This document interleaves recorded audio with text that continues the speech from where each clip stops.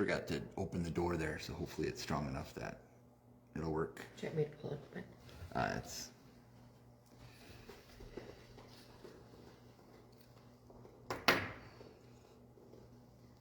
good morning. Sorry about that. Trying to get the camera a little bit more settled here. Realized I forgot to open up the door to make sure our internet comes through a little bit more securely. Yeah. We're far enough away from our wireless hub that just the simple folding door can decrease our signal. So all these interesting things you have to worry about when you're my phone says we're live, so setting up to do internet things. But we're continuing through the Sundays after Pentecost. You know, I'm getting a little excited. We'll see if I can figure out a way to make this text relate to our special visitor on Sunday. We have Lutheran Campus Ministry coming in to speak to us, so that should be exciting. And good news, bad news. The Vikings have a perfect record so far. Bad news, only the first week, but we'll see where it goes. Pretty exciting to see them have a great day on Sunday.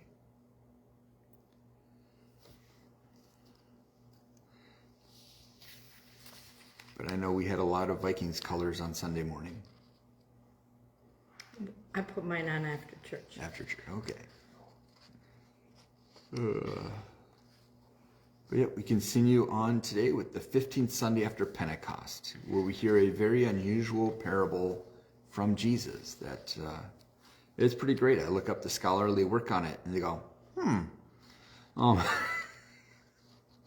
we have no idea where to go with this one. So we'll see where we end up with this Bible study. But I think we're far enough after 9. We'll get started with a word of prayer. But thank you for joining us. Let us pray. God among us, we gather in the name of your Son to learn love for one another. Keep our feet from evil paths. Turn our minds to your wisdom and our hearts to the grace revealed in your Son, Jesus Christ, our Savior and Lord. Amen.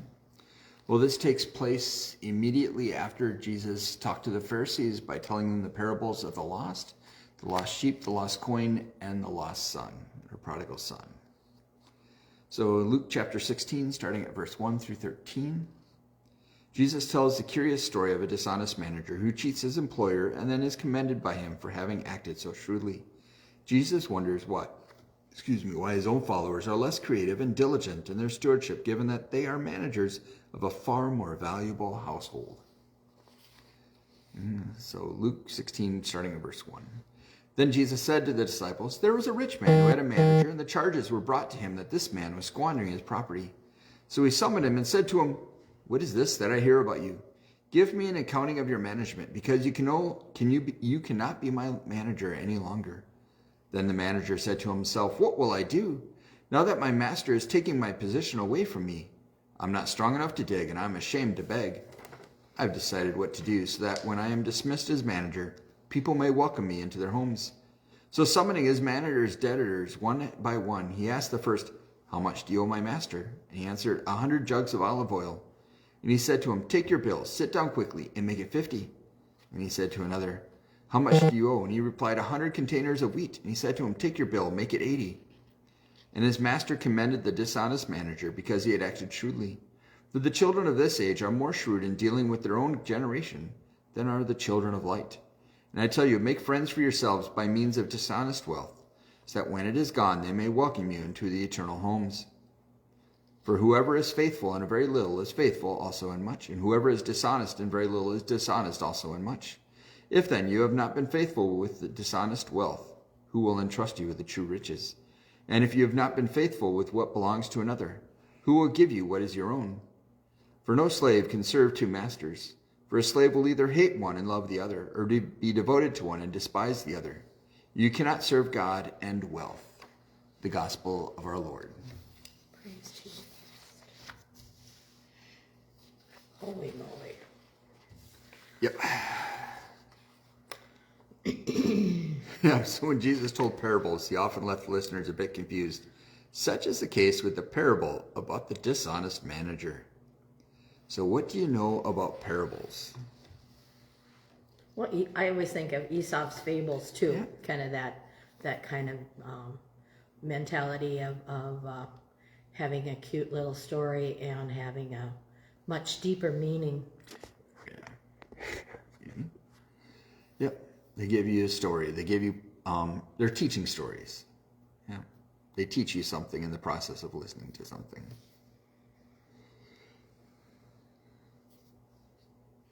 So why do you think Jesus told parables? I think like with the Aesop's fables, they're Relatable to parts of our life. Yeah. I know one of the other reasons we use parables is if you think about how you tell stories about your life, or how you talk about your life, usually it's in stories. Remember things in stories. When you think about a certain year, I'm sure a certain story will come up that reminds you of that year. And so our minds will put together our lives using a series of stories. Not to mean that some people just don't remember dates and are good at that, but many of us, when you say, what was 1976 like? You'll have this story pop into your mind of something that happened that year.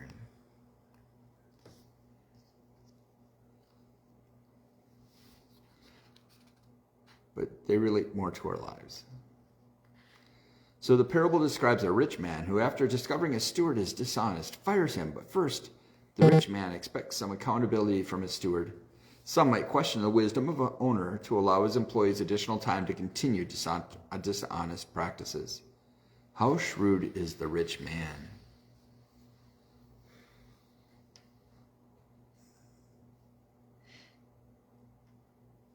I don't know. This is a hard one. To me, dishonesty is dishonesty.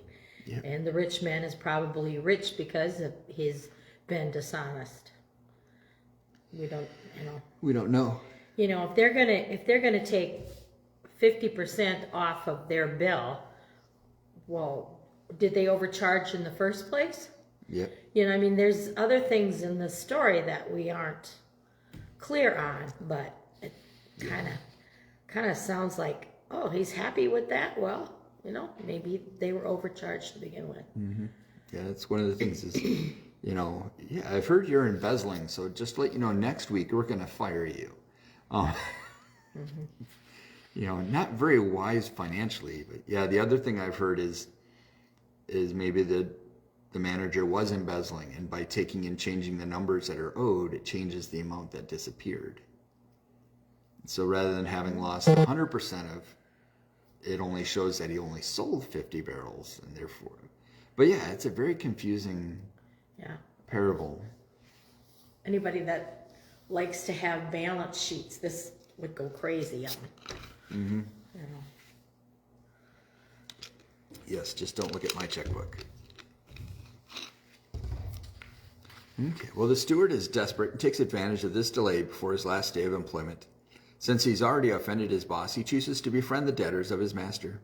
Consequently, the steward summons each of the debtors, lowers their debt, and accepts their money. He doesn't just reduce the debt by a small amount, but cuts the debt in half for some people. In doing so, he hopes to be welcomed into their homes. What do you think of the practices of the steward?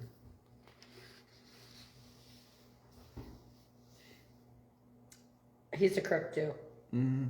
Pretty much. Oh, yeah. I'd love to hear what my mom would have said about this. Yeah. He's definitely Or Marvin. Oh, yeah.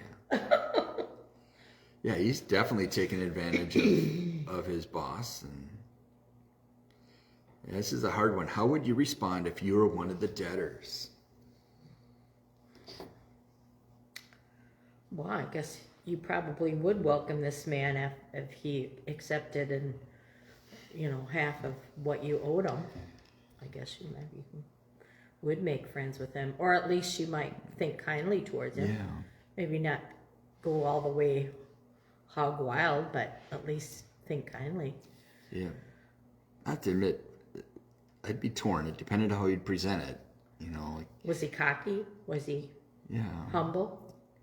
Did you know he was taking advantage of his master? I mean, that's the one thing. If somebody cheats once, he's probably going to cheat again. And you need that trust factor. Yeah. Yeah. That's a hard one. Okay, well, the master discovers the activity of the steward and commends him. Commends him, that's right. Jesus concludes this parable with a surprising ending. And his master commended the dishonest manager because he acted shrewdly. For the children of this age are more shrewd in dealing with their own generation than are the children of the light. And I tell you, make friends for yourselves by means of dishonest wealth, so that when it is gone, they may welcome you into the eternal homes. This is not a parable of justice, with the manager getting his due punishment. What is the point of the parable? It takes all kinds to make the world go round. That too. Well, I think part of it too is Jesus is on his way to be crucified. I mean, he has some. Oh, great! Now the word is leaving me. He knows it's going to happen soon, and so he has to act in a way. Imminent. There it is. When something is imminent, you act. Like he was getting fired, he acts suddenly. Bang! I got to do this. And how many? That's why it was so hard on his disciples too. You have to leave now. Yeah. And if we can do that when life is imminent and we see our life coming to an end, why can't we do that as followers of Christ when we want to share the gospel message? That we can act as though this is imminent, as though it has a priority in our lives, as though it's something we need to take seriously. I'm not sure. That's one of the possibilities of the parable is we need to act. And another one is, just the possibility of, it talks about make friends for yourself by means of dishonest wealth, so that when it is gone, they may welcome you into their homes. Is several of the texts that we look at deal with how you deal with the poor and the widow and the orphan. And so use what you have now to make friends with the poor, the widow, and the orphan.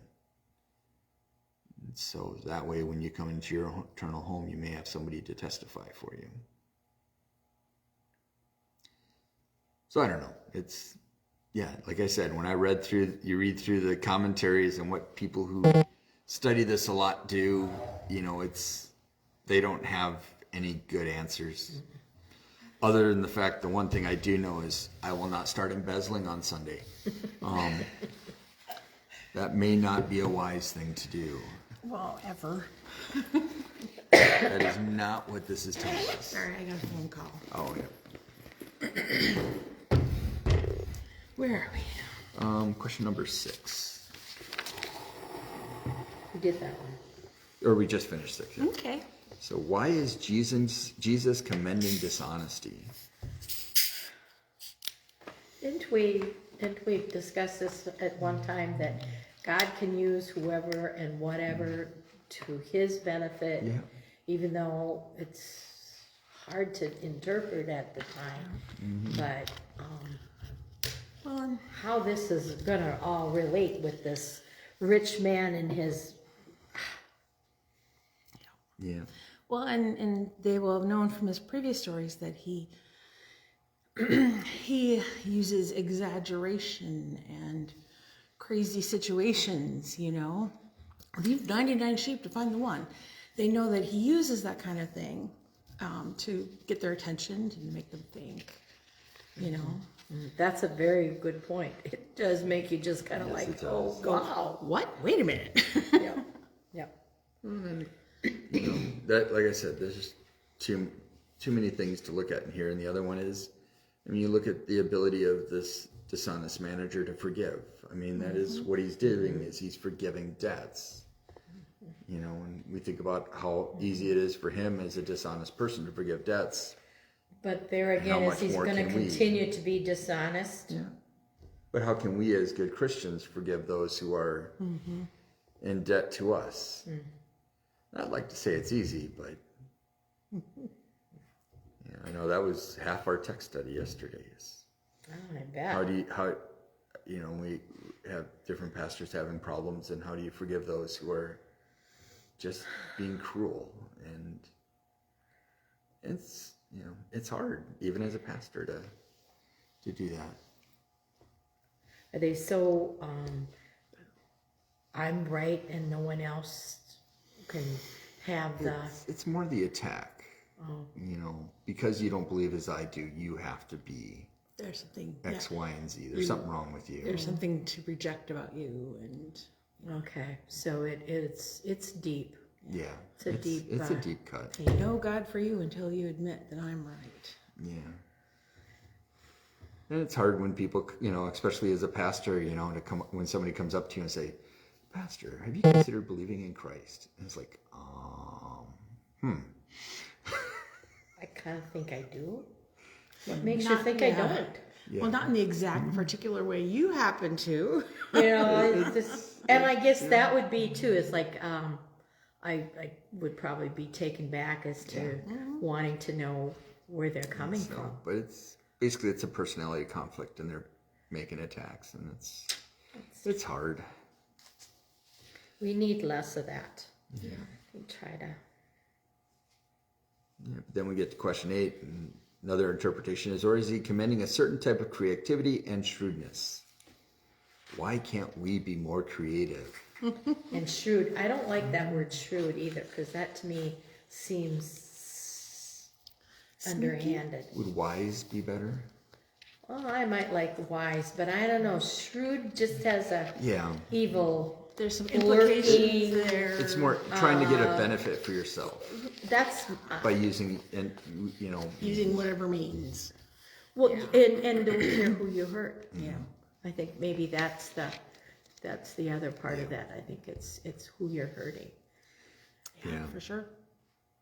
But again, it does challenge us. I mean, as children of the light, are we being as creative? Are we being as imaginative as we can at thinking about how can we share this story? I mean, Or are we pointing fingers at Nadia Bolt and you bad person? well, and I'm just she's pointing such a- fingers at liturgical dance. Yeah, there you go. That was so much fun. You haven't seen me dance. No, The girls it's are so so graceful. Yeah. It's so graceful, and this is so beautiful. But I mean, that's one of the things I like about when we get together with the larger church, whether it's at Synod assemblies, at youth gatherings, at church-wide assemblies, at different seminars. I tell you, is to hear liturgical those. dance didn't go over real big in '94, so Yeah. I'm sure it's not gonna now either. But I it's a thought different it way was to- for some something people- I had never experienced. For some people, dance is a very meaningful thing. Yeah. I mean, that's Music. Music Music is a big part of worship. It is. So- Well, this past Sunday we closed with Softly and Tenderly, and I had a couple different people who were very moved by that for various reasons. And I said, music speaks to us in a way that regular words sometimes just can't. And so it's, why can't we be more creative, more thoughtful about how we share the story? Well, and if a dishonest manager can forgive, how much more can't we? And maybe our politicians and our Senate and senators and that need to think about that. How can we come to a common ground and just quit ripping everybody apart? Well, yeah, that's the other thing I told him. One of the hardest parts about being a pastor is knowing anytime I enter into an argument, my goal is not being right, but preserving the community. Is doing what's best for the I think we community. need to think about that as an important part of any decisions that we make. I mean, that's part. We'll come to this in a future question. But you cannot serve God and wealth. Is which is more important to you, God or being right or having wealth? Okay. I want all three. And God says, no. Most biblical scholars have been mystified by this parable. It does not appear to be consistent with the values of Jesus. Yet it is consistent with Jesus encouraging people to wake up, be aware of the times, take advantage of the opportunity, and to risk for the sake of Jesus. Followers of Jesus are not to stay in a closet to avoid engaging in a world full of challenge and decision-making. At least the steward acted with diligence and speed to protect himself and his interests. Some suggest this parable is too absurd with no one expected to believe it.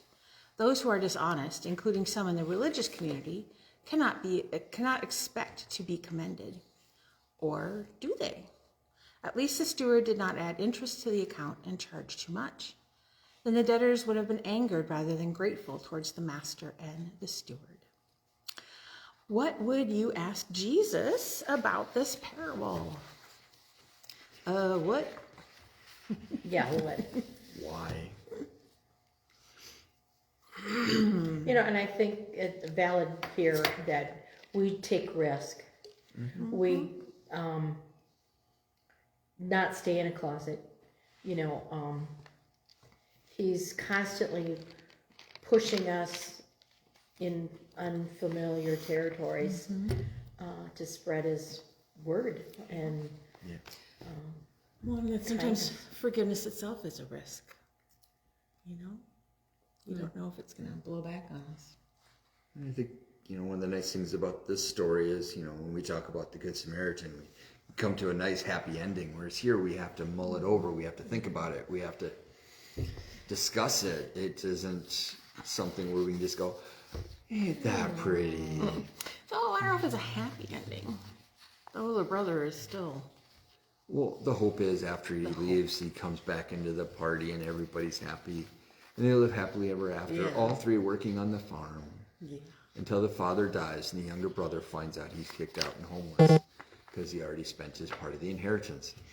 But, So then the older brother needs to take pity on him. Exactly. Yeah. That's the hope. But that isn't what happened in Norway, and that's why we're here. Mm-hmm. Hello. Exactly. Yep. You can't divide up the farm that much. There's not enough land to do it. Yep. And I think that maybe is part of what this is. Take advantage of what you have. Don't sit in, oh, poor me. You just get out and just be the best you can be. Be the best disciple you could be. Mm-hmm. Yeah. With what you have. Yeah, because we can just, even as small congregations, we can look at larger congregations and go, wow, with their funds, look at what they can do. And look, oh my goodness. Well, yeah, we don't have a huge budget. We don't have a huge amount of people, but my goodness, there's lots we can do. There's vital ministry being done, It's just... Yeah, we got those little mustard seeds. Exactly. We got the example of the multi-million-dollar pageant they put out here every year. Doesn't take a lot. We run it on peanuts. Mm-hmm. But you do a lot with those peanuts. Mm-hmm. It has its rewards. Yeah. And I think we've always said from beginning, how long is this going to go on? And it's going to go on as long as people feel the importance of sharing, this good story.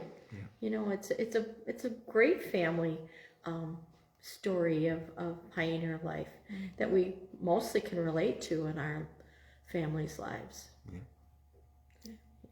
Yeah. There are so many people that it isn't that far out that they can connect themselves to pioneer pioneer life. A couple generations. Yeah. For a lot of us, the people who came before us, that's exactly what they were when they got here. And some of the things that they did weren't necessarily politically correct. No. It's a different world and different thoughts. But by the time most of our forefathers were here, the Dakota uprising is already over. We have a legacy. We do. And our world changes, our context changes, what is considered normal changes. And I guess all we can really do is learn and figure out where we go from here. Figure out where, Because I know that's, talking about the Dakota, that's one thing PLC is doing this week, is starting a few what do you call it? Discussion posts. Listening posts. Listening posts, there it is. About how we should respond to the way that Native Americans were treated with the boarding houses and things like that. Because, I'd like to say, yeah, it should be really simple, but it's not. It was a complex generational issue that impacted people in so many different ways. I think a lot of times, I think that just turned out all wrong. Yeah.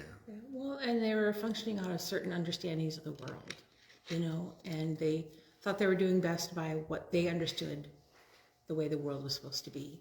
Of course, now we understand that was a deeply, deeply flawed and awful way. But when we first the Puritans, the witch hunts, it's not only one Native American group. If they thought you were a witch, you were ostracized in New England, and basically anybody in a position and of I mean power. the way they and the way they treated some of these people were just so. It's history has lessons for us that don't seem to learn from. No. Well, that's the thing, and we can look at people and go, okay, I understand the background, I understand, kind of the messed up way that thinking was, but how did you function within that? Why for some was it perfectly okay that all these Indian children were dying? Why did they think that was all right? Versus, we think we're doing the best for them by giving an education, not allowing them to continue in their traditions. Let's help them in that way, in what they understood was good. That's very much different from, just let them die, it's okay. I mean, how did they act within those confines?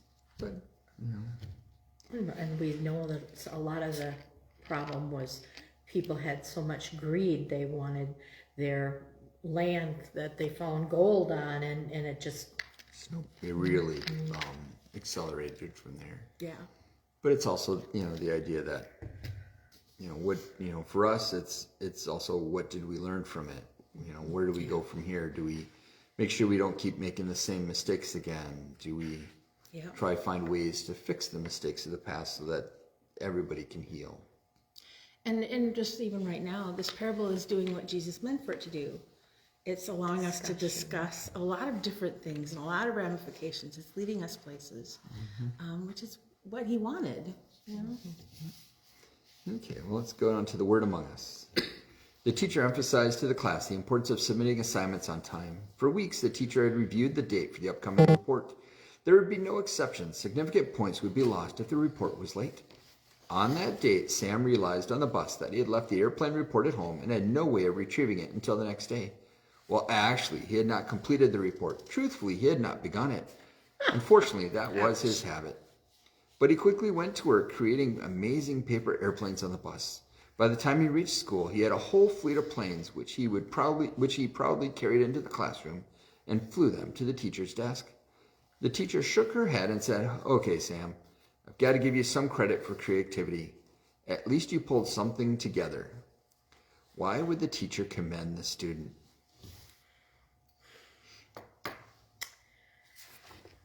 Putting a kid down and that is not going to help him. No. So she's trying to build him up and we see some creativity in that. I know we're in Detroit and they told us don't give out money to panhandlers. And so we're walking down the street, this panhandler approaches us. But he has the most creative and interesting story that, I just said, I got to give you something for the story. It's, you get the creativity that others have, even though it may not be for good intent, still can touch you in different ways.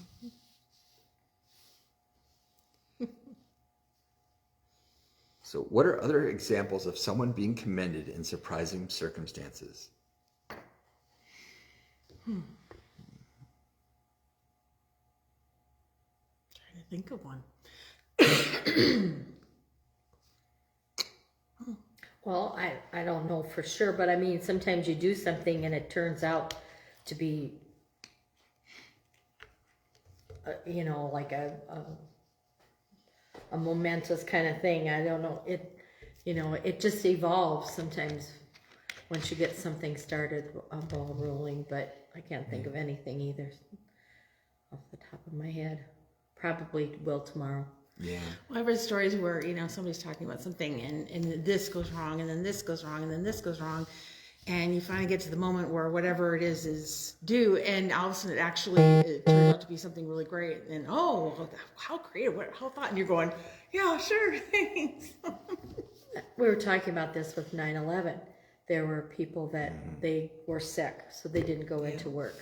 So sometimes circumstances will change so that you're not in harm's way, or you didn't make the plane that blew up.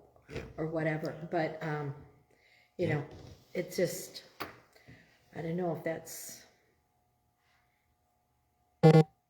just a fluke, or sometimes we just have an angel watching out for us. And I remember procrastinating on a work project and not getting it ready in time, and showing up and finding out that the client has decided, I don't want that anyways, let's do something completely different. So you don't waste all that time preparing for it and get there and find out, I wasted all of that. Just wasted a lot of anxiety. Oh, yeah. Okay. Well, sometimes in the church, we leave our business sense at the door and forget our common sense. We give people jobs in the church who do not have the skills or the desire to produce excellent work. We do not keep our property, buildings, newsletters, websites, and brochures at the same standard as our workplaces. We assume the congregation does not need those components found in many workplaces, such as the mission statement, goals, a planning process, and opportunities for evaluation. What might be gained if your congregation became shrewder in the best sense of that word? Well, I suppose we'd be efficient. Prettier. Yeah. Well, we'd have a functioning website.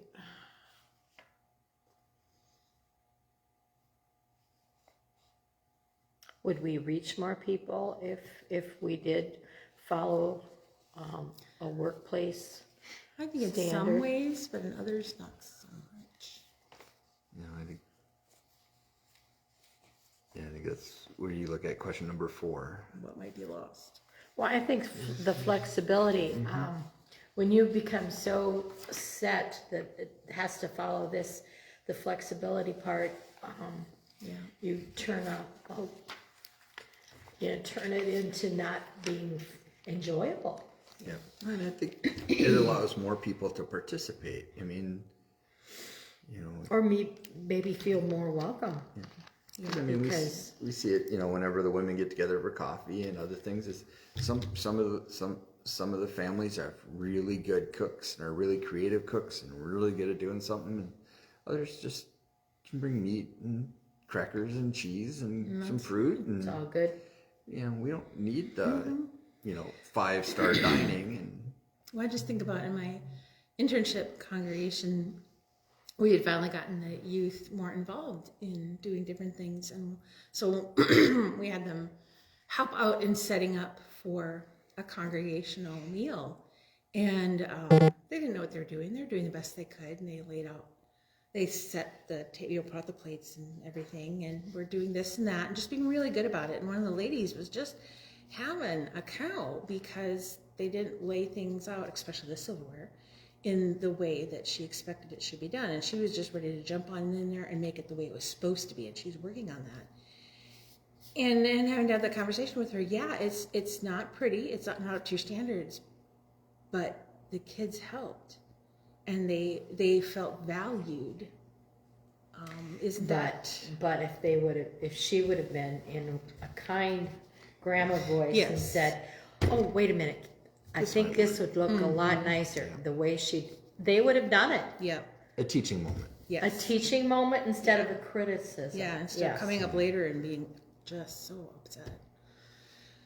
Yeah. But that's the difference there too. And I've heard examples of different congregations where people take on leadership roles and feel strongly that it should be run like a business, and then you lose track of the fact that we're not in a business to make money. we're about ministering. You know, yeah, we need enough money to keep functioning and everything, but that's not the goal. The goal is to help people, to share the gospel, and, you know, keeping your focus on the vision of what it's meant to be. Yeah, we're talking about the strange, you know, that's one of the strange things about church is our, you know, when we get money, our primary purpose is to get rid of it. You know, it's not to build up a large savings account, but to share it, to spread it, well, and to pay pastors. But you know, it's, I mean, it's, you look at, you know, what we do with what we have, you know, see how much, I mean, how many organizations we're supporting and different things that we're doing. And okay. Or, you know, and I remember my first call, at one point they really expected us as pastors almost to give a business report at the council meetings. And I'm like, how do I quantify meaningful conversations I had at the grocery store? That's part of my ministry. You know, it didn't happen in my office, and I can't tell you exactly how long it took, but it certainly was ministry, you know. On like a taxi cab, I got that little thing that pops up when I'm on and off duty. There you go. Okay. Well, Jesus concludes the parable with some general comments, not tightly connected to the parable. Whoever is faithful in very little is faithful also in much. In many ways, the steward was not faithful in caring for the master's goods, but he was extremely diligent in acting with speed about his limited opportunity to create friends. So what have you been entrusted by God to care for? Well, my church family, you know, to be available and help wherever needed in the church. Well, I think you know, our children, you know, when, you know, for those who teach kids, for those who, you know, especially I think this is probably a bigger one for rural communities, is how many of our members are entrusted with the land we have. I mean, how do we treat that? How do we use it to, you know, I know we use it to make money so that our families can survive, but I know many have multi-generational farms. So how do we make that farm as something that is going to be there for the future? Or how do we treat our employees or our fellow employees? Are we honest in our dealings? When I was 16, I decided that I was called to be a nurse. And it's been a huge part of my life, but it's also been just a lot of every day, not just in a hospital, in a nursing home, in surgery. It's been wherever God has called me to help his people. Yep. So we've been trusted with quite a bit. So do you consider that you have been trusted with a little or a lot? A lot. More than I can handle a lot of the time. I just say yes. Able to do it with his help. Exactly. Some days I say a little bit of both. I have a lot that I can do a lot with, but you know, the other thing we're talking about is the imagination with is, you know, if everybody gave 10% to the church, just imagine what ministries would be able to do, you know, with feeding those who are hungry, giving homes for the homeless, and you get those big ideas, and you realize you have a little bit too little to fix every house in the community to, you know. Yeah. But you get started, you have a lot to do. You can do a lot with what you have. Whatever it is, or whatever amount you have. Yeah. So what has your congregation been entrusted to care for?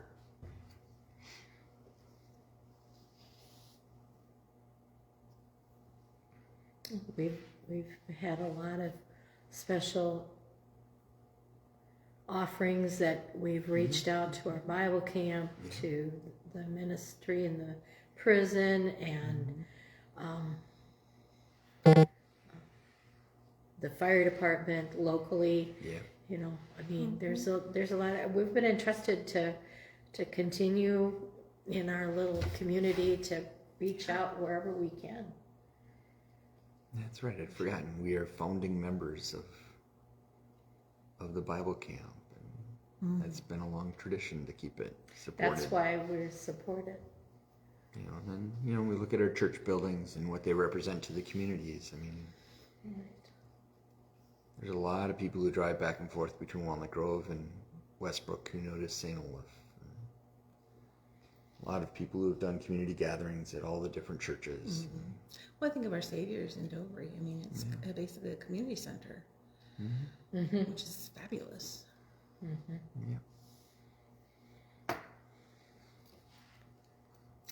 Well, it's easy to get caught up in the riches of this world. Once more, Jesus offers a warning about splitting our allegiance between Jesus and money. We cannot have two masters vying for our attention. Somehow we will end up resenting one. Hopefully it will not be Christ. What competes to be master of your life?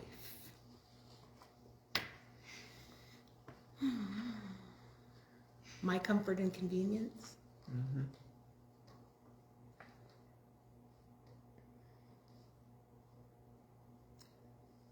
Yeah, it's easy to say things.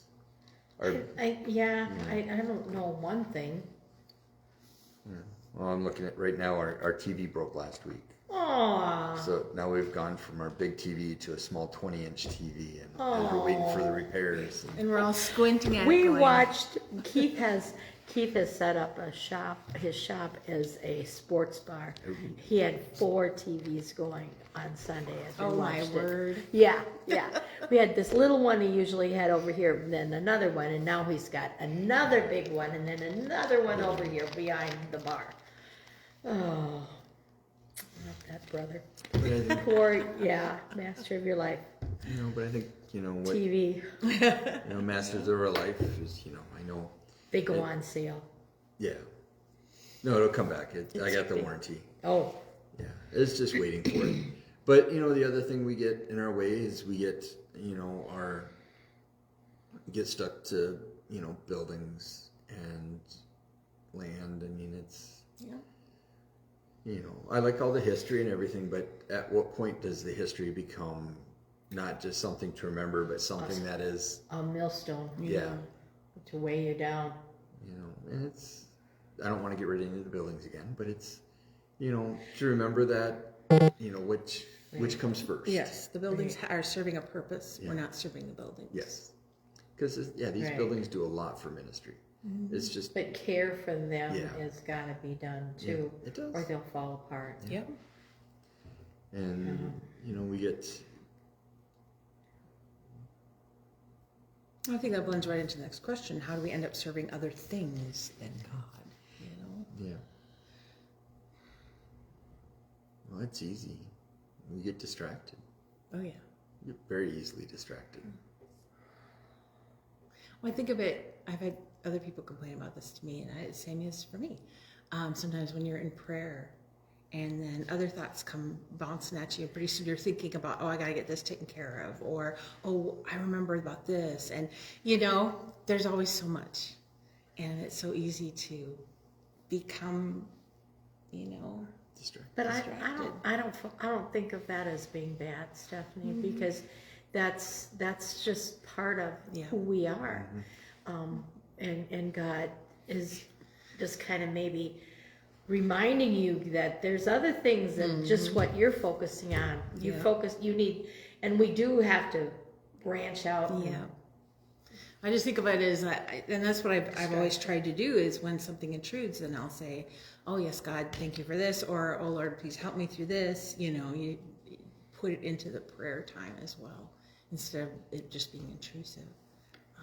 But it's funny, the times where you've settled in to pray about something or for somebody in particular, and by the end of your prayer, you're like, wow, we've covered a lot of ground today. Or you have your grandchildren and they're distracting you, but why would you want any other? You would not want to not have them distracting you, because they're so precious to God too. But I think we also get, we've talked about it. Every profession has, like with farming, you get stuck on, I have to do this, this, and this, and you forget, nursing and teaching. I mean, you get Earl and the pennies. Oh, what a blessed moment. You did so well with that. Oh, that was, I told him yesterday, I had it down pretty good. I'm doing pretty well and with you, my sermon. you And went all of a right sudden, at, I have a toddler trying to eat my coins, and it's like, okay. So what did he do? he just kind of helped Kevin pick him up, and he was just You just keep rolling. He just, yes. And you did wonderfully. But I think the other thing too, we get distracted with, I heard it is, when I retire, when I have enough money, when I hit X, Y, and Z, then I will start doing more things like this. And remember what that lady said over there? She'd never quit, and she didn't until she took her last breath. Yeah, that's you what just you keep need doing to do. every day what you're supposed to do. Yeah.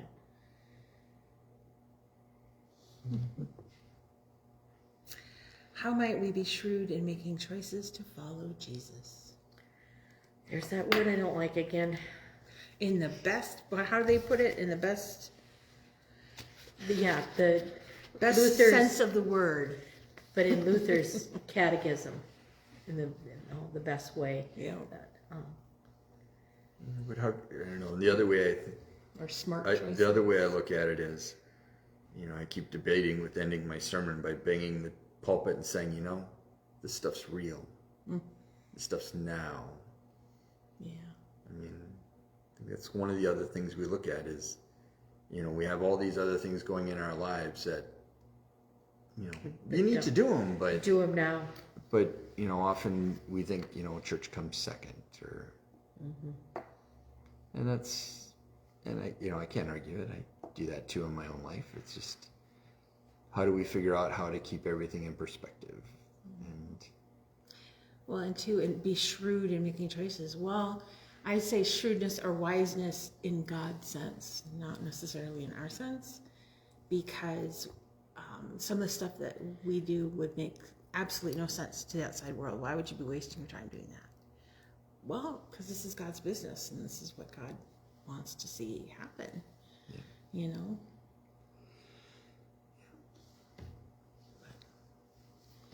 Well, that was our last question. Hello there. Why don't we close with our prayer? Ruler of all, rule my life. Show me ways to be shrewd in making decisions about following you. Amen. I should change that to wise. Great. So now I got to Google what does shrewd mean when I get done here. Yeah.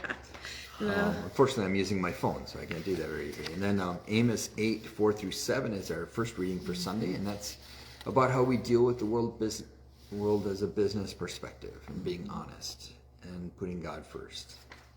Yeah, and then the last word, ponder one common or business sense suggestion for your congregation and offer it with love. And then this week we have, starting our busy schedule, we have confirmation at 2:30 this afternoon at English. 2:40. 2:40. Well, whenever they get here from Whenever the they bus. show up. Depends on when they get out of school. And then on, where am I here? On Saturday we have the cleanup day at St. Olaf. And then I think it's Shetek is having their welcome meeting at Saturday at Shetek Shetek Conference is having the women's fall gathering at the Shetek Ministries. That starts at 9 and goes through lunch. They had some plumbing problems, I guess. Yes, they had one of the water lines break below a cabin, so yeah. And then on Sunday, we will be at English at 8:30 and at St. Olaf at 10:30, and we'll have somebody from Lutheran Campus Ministry joining us for that. And then at 9 o'clock, there will be worship at Our Savior's.